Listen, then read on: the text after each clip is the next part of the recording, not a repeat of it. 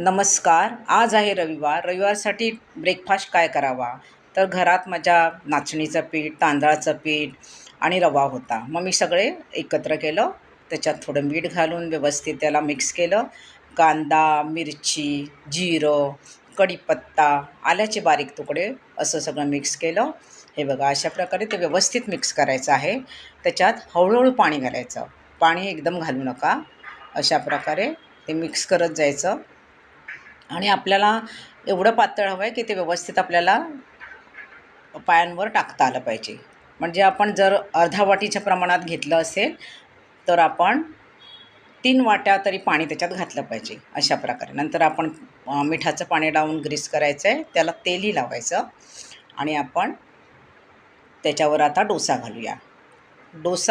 अशा प्रकारे आपल्याला डोसा इतकं पातळ ते बॅटर झालं पाहिजे. हे बघा असं. आणि सगळीकडनं त्याच्यात आपण बॅटर टाकायचं आहे आणि त्याच्यावर झाकण ठेवायचं.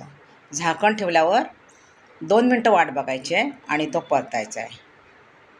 आपणास सर्वांस नम्र विनंती आहे, आपणास जर रश्मीजीत किचनच्या रेसिपीज आवडत असतील तर सबस्क्राईब करा, लाईक करा, कमेंट करा आणि बेल आयकॉनचं बटन दाबायला विसरू नका. मस्त खा, स्वस्त रहा. धन्यवाद.